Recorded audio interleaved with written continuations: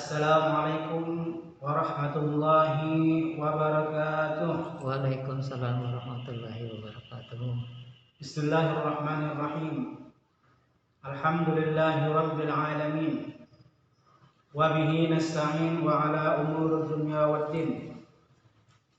Wassalatu wassalamu ala rasulil amin wa habibil makin wa khatamin nabiyyin wa ala alihi wa sahbihi ajma'in. Subhanaka la ilma lana illa ma 'allamtana innaka antal alimul hakim. Rabbi shrah li sadri wa yassir li amri wahlul 'uqdatam min lisani yafqahu qawli, amma ba'du. Pertama-tama marilah kita panjatkan puja-puji syukur kehadiran Allah Subhanahu wa taala, yang mana Allah Subhanahu wa taala masih memberikan kita taufik dan hidayatnya sehingga kita bersama masih dapat menemui bulan Ramadan. Kita masih dapat berpuasa di bulan yang penuh berkah, dan pada saat ini kita telah tiba atau kita telah sampai di terakhir pada fase pertama bulan Ramadan. Karena memang bahwasannya bulan Ramadan tersebut terbagi menjadi 3 fase.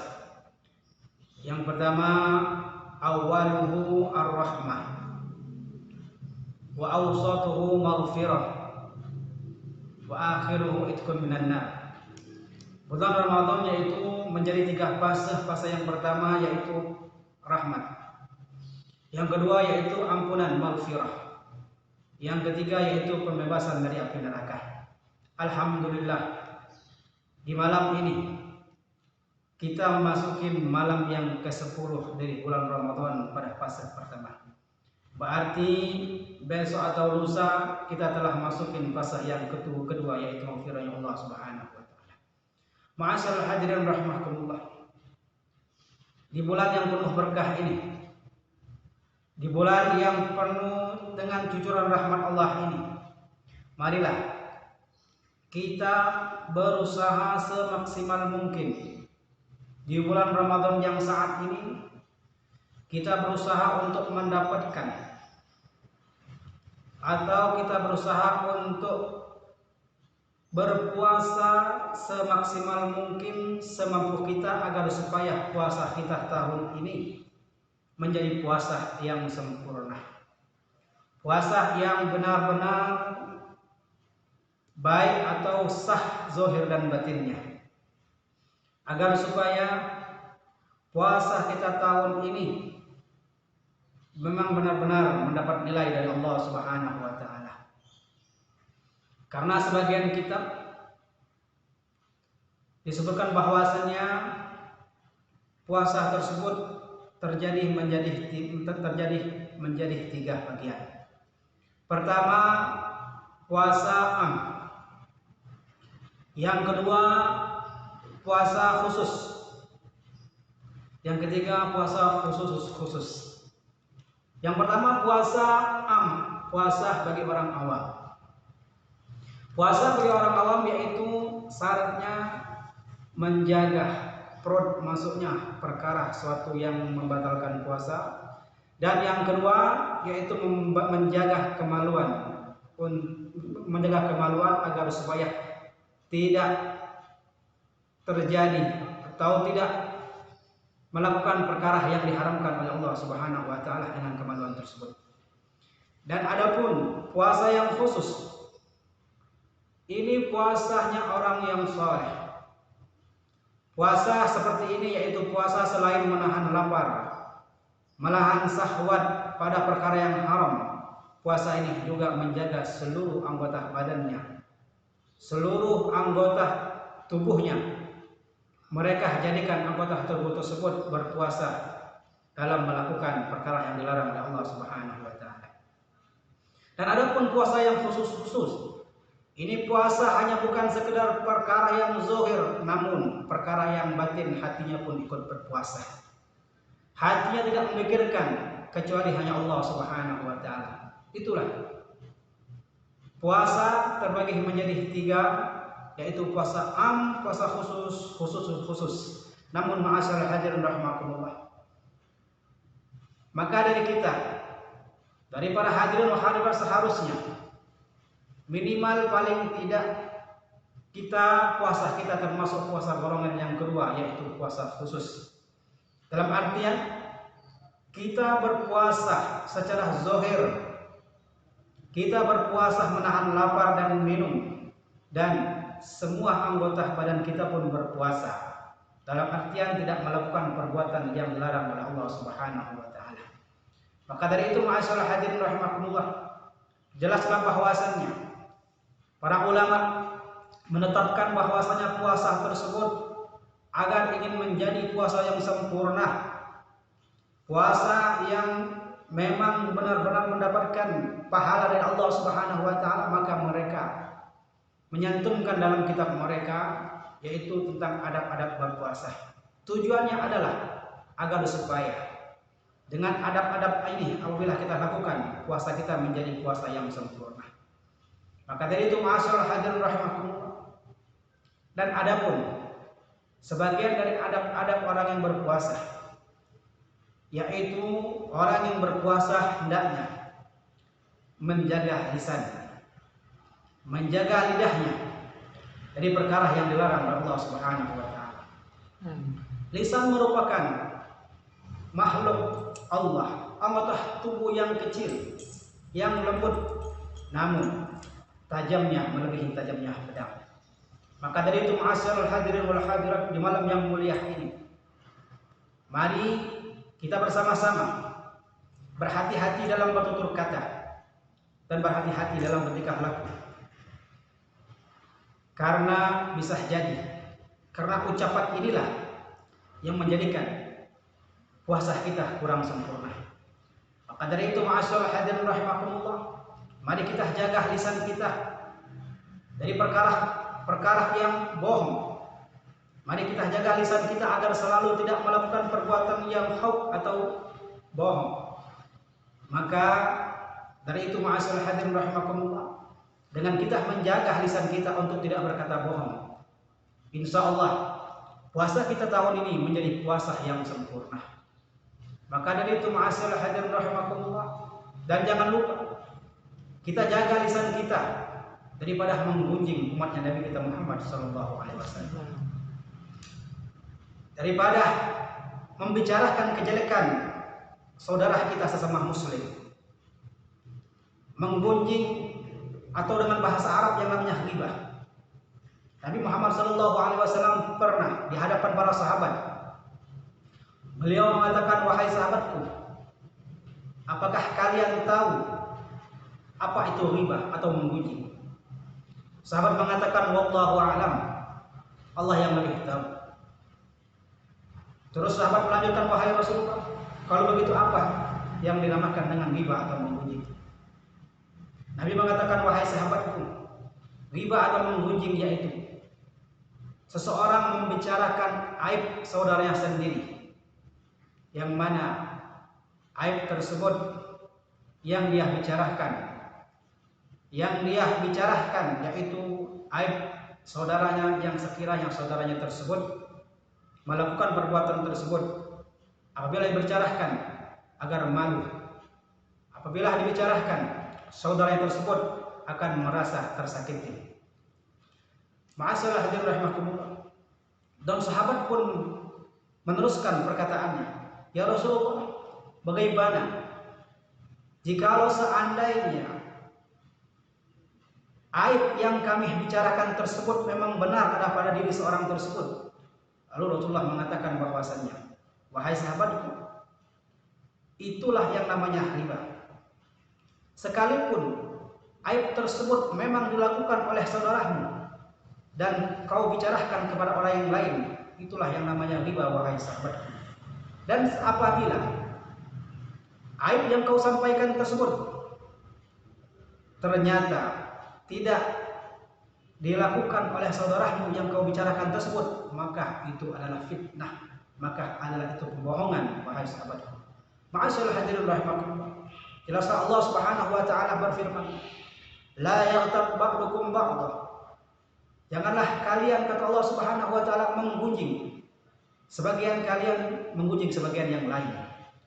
Ayuhibbu ahadukum ayyakula lahma akhihi mayyitan. Apakah salah seorang dari kalian senang ingin memakan daging saudara kalian yang telah menjadi bangkai? Fakarihtumu, maka kalian akan jijik, kalian akan benci. Allah Subhanahu wa taala jelas mengatakan melarang untuk kita menggunjing. Bukankah suatu yang dilarang oleh Allah Subhanahu wa taala itu merupakan perbuatan dosa? Maka itu ma'asyiral hadirin rahimakumullah. Pada zaman Nabi kita Muhammad sallallahu alaihi wasallam, ada dua orang perempuan yang mana dua orang perempuan tersebut berpuasa di penghujung harinya. Mereka berdua merasakan kelaparan dan mereka izin kepada Rasulullah untuk membatalkan puasanya. Tatkala mereka izin untuk membatalkan puasanya, Rasulullah menyodorkan kepada mereka berdua sebuah wadah, dan Rasulullah memerintahkan untuk setiap salah seorang dari mereka untuk memuntahkan. Ketika salah satu dari perempuan tersebut memuntahkan, apa yang dia muntahkan ternyata yang keluar berupa darah dan daging yang masih segar. Begitupun juga perempuan yang kedua memuntahkan sama yang keluar seperti yang dimuntahkan oleh perempuan yang pertama. Ma'asyiral hadirin rahimakumullah. Apa yang dilakukan perempuan kedua tersebut? Mereka telah menggunjing saudaranya, menceritakan kejelekan saudaranya. Maka yang mereka muntahkan adalah daging yang segar dan darah. Ma'asyiral hadirin rahimakumullah. Maka dari itu ma'asyiral hadirin rahimakumullah, mari kita jaga lisan kita. Jangan sampai berucap ucapan yang menyakitin hati saudara kita muslim. Jangan sampai lidah kita mengucapkan perkara yang tidak disukai Allah, bahkan mendatangkan murkanya Allah Subhanahu wa taala. Bukankah nampak pada kita? Jelas Allah Subhanahu wa taala menciptakan lidah lebih dalam dibanding menciptakan gigi dan bibir. Posisi lidah lebih masuk daripada gigi dan bibir. Hikmahnya ialah itu agar kita selalu menjadikan gigi dan dua bibir ini adalah benteng agar lidah kita tidak gampang mengucapkan perkara yang dimurkahi Allah Subhanahu wa taala. Ma'asyiral hadirin wal hadirat rahimakumullah. Mudah-mudahan kita dijaga oleh Allah Subhanahu wa taala untuk mengucapkan ucapan yang dimurkahi oleh Allah Subhanahu wa taala. Mudah-mudahan kita dijaga untuk mengucapkan ucapan yang dilarang oleh Allah Subhanahu wa taala. Agar kita dijaga oleh Allah untuk mengucapkan ucapan yang menyakitkan hati saudara kita sama muslim. Ma'asyiral hadirin rahimakumullah. Dan adapun sebagian adab orang yang berpuasa agar supaya puasanya menjadi yang sempurna, hendaknya orang berpuasa tersebut agar dia tidak terlalu banyak makan di malam hari. Hendaknya orang yang berpuasa tersebut tidak selalu bermewah-mewahan tatkala di malam hari, dan tidak terlalu kenyang di malam hari, dan di siang hari mereka memperbanyak tidur. Ma'asyiral hadirin rahimakumullah. Orang yang berpuasa yang memperbanyak tidur di siang hari dan memperbanyak makan di malam hari, itu merupakan suatu perbuatan yang tercelah bagi orang yang berpuasa. Bukankah bahwasannya puasa itu untuk melatih kita agar merasakan lapar dan haus? Karena memang apabila badan kita lapar, maka jiwa kita akan baik, dan syahwat kita akan melemah, dan hati kita akan tenang. Dan sebaliknya, apabila seorang tersebut merasa kenyang yang berlebihan, justru itu akan mengeluarkan dampak, menjadikan badan kita berat, dan menjadikan syahwat meningkat, dan hati pun tidak senang. Ma'asyiral hadirin rahimakumullah. Bukankah Imam Asy-Syafi'i, beliau pernah mengatakan bahwasanya aku selama 16 tahun tidak pernah merasakan kenyang, kecuali pernah satu hari aku merasakan kenyang, dan aku buang segera rasa kenyang tersebut. Karena apabila orang tersebut terlalu kenyang, kata Imam Syafi'i, maka akan malas, akan menimbulkan sifat malas, dan akan mengeraskan hati, dan akan condong anggota badannya untuk bermaksiat kepada Allah Subhanahu wa taala. Ma'asyiral hadirin rahimakumullah. Al-Khalifah Harun ar-Rasyid, beliau pernah memanggil 4 dokter, dan beliau tanya kepada salah satu dokter tersebut agar memberikan beliau resep obat yang tidak menimbulkan efek samping. Dokter yang pertama mengatakan ini obatnya, yang kedua mengatakan ini obatnya, sampailah pada waktunya dokter yang keempat. Dokter yang keempat mengatakan bahwasannya, wahai Tuan, obat yang tidak mempunyai efek samping, yaitu hendaknya Tuan tidak makan kecuali dalam keadaan benar-benar lapar, dan tidak berhenti kecuali Tuan belum merasakan kekenyangan. Seketika dokter yang ketiga tersebut mengatakan, Anda benar. Ma'asyiral hadirin rahimakumullah, ini resep obat telah tercantum dalam Quran. Allah Subhanahu wa taala berfirman, "Kulu washrabu wa la tusrifu." Makanlah kalian, minumlah kalian, namun hati-hati jangan sampai berlebihan. Ma'asyiral hadirin rahimakumullah, itulah adat kebiasaan para aslafun saleh. Para ulama kita terdahulu, mereka sanggup tahajud sekian rakaat, mereka sanggup membaca Quran sekian hatam, berkali-kali hatam, dan mereka sanggup beribadah yang kuat karena memang mereka tidak makan kecuali mereka lapar, dan mereka tidak berhenti kecuali mereka sebelum kenyang. Ma'asyiral hadirin rahimakumullah, pernah diceritakan bahwasanya Al-Imam Auza'i, beliau tidak ke kamar mandi membuang hajat kecuali 1 bulan sekali, dan beliau pernah dalam 1 bulan 2 kali. Terus orang tuanya mengatakan pada sahabatnya, wahai sahabat Auza'i, sekarang Abdurrahman Auza'i telah sakit perut, tolong doakan agar penyakitnya sembuh.